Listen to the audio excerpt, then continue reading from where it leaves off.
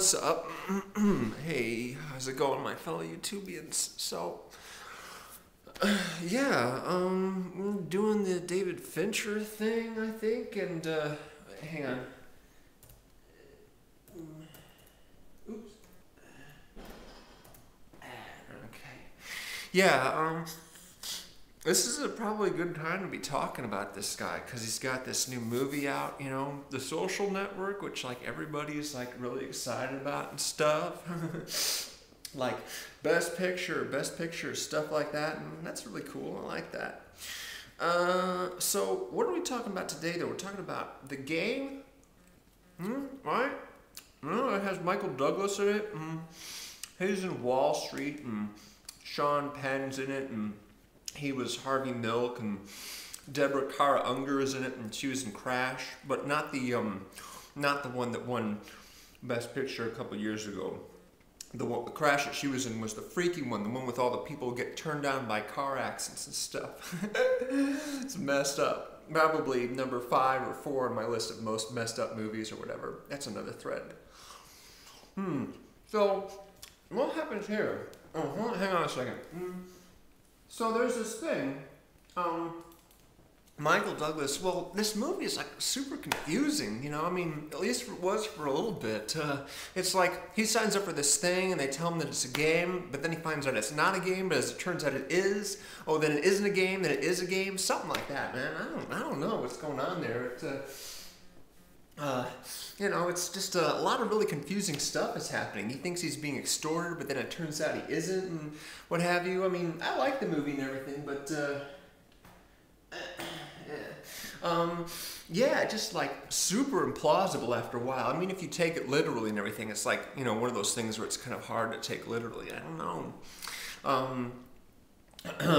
You know, it's like he encounters all these people and they might just be acting and they might be real people, he's not sure, but then in the end he like walks in this room and all the people he met are all like gathered there all at once for some weird reason. Oh wait, maybe I should have said that. Spoiler alert. But anyway, yeah, it's like if the whole thing was actually like a big setup, it's like some kind of a metaphor for movie making. It's like all the people are like the cast and crew, and Michael Douglas is the audience, something like that. I don't know. I don't know. It's just so weird because if you think about it, if the whole thing really was staged, and it must have been super expensive and hard to coordinate, these people would have to be like psychic or something, you know, in order to guess what he was going to do at any given moment. It's like messed up. You know, there's no way that they could know, like, if he grabbed this guy's gun and shot, if the gun didn't actually have real bullets in it, it was like blanks or something, how would they know which tire he would shoot at? So that the guy who's like a few feet away could like trigger the tire to blow or whatever if they weren't real bullets? That doesn't make any sense. I don't see how he could do that. And then there's, hang on a second. U-I-T-E. Okay, and yeah, it's like at the end where he's got the another gun and that one's supposed to have blanks in it, but as it turns out, oh wait, he grabbed the wrong one and it's got real bullets, but as it turns out it doesn't. And so he shoots, and they would have had to rig the champagne bottle to explode and everything. I mean, there's just no way that they could predict all the stuff that he does, and you know, and be right about it all the time, which is kind of, you know, how it's supposed to be, I think. And the thing with the cab, you know, where he's in the cab and it goes into the water. It's like, how could they possibly know that he would be okay? You know, how could they be sure that he'd fasten his seatbelt and he'd figure out how to open the window with that thing he got, you know, a couple days earlier? I don't know. I mean, I like the movie. I think the movie's okay. But, man, it's just something. You know, it's kind of hard to accept. I mean, if the first time you watch it's like really intense. It's like, well, what's going to happen next? You know, is it, you know, because there's reversal after reversal. It's like, it's a game, it's not a game, it's a game, it's not a game. And then, you know, but the second time when you know the answer, it's just like, okay, there's just no way half this stuff can happen. It's just nuts. You know, there's just no way at all. But I liked it for the most part. There's a lot of good actors in this movie, a lot of really good actors, and you know, this is like this movie that he made right after Seven, and when I saw it, it was just like, this guy really knows what he's doing, you know. I mean, the photography is really nice, and I love his frame composition and everything, and yeah, Fincher's cool, man.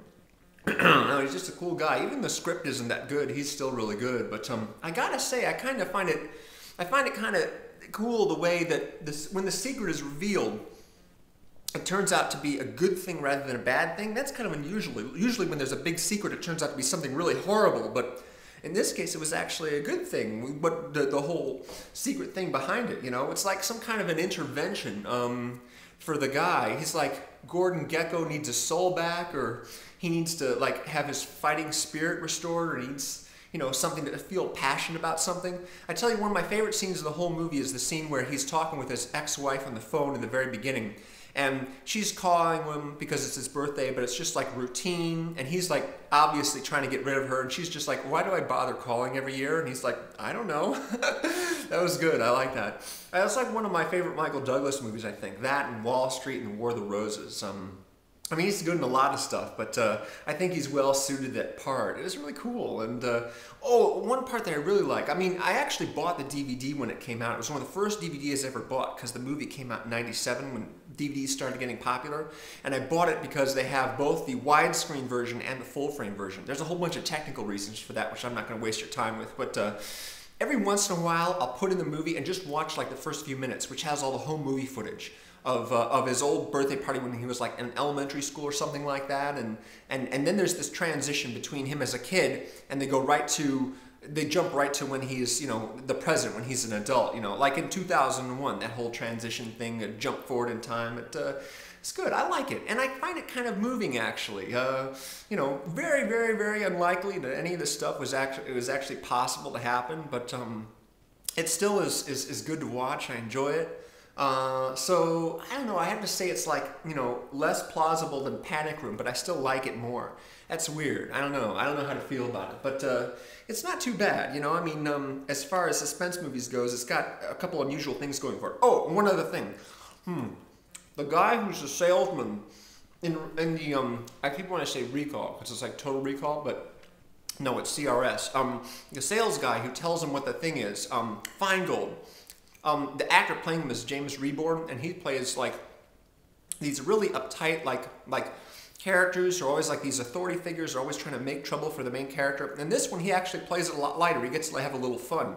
And there's even a shot of him dancing at a party, which is really cool. I love to see that actor, you know, kind of cut loose, which is great. So, yeah, that's what I thought of the game.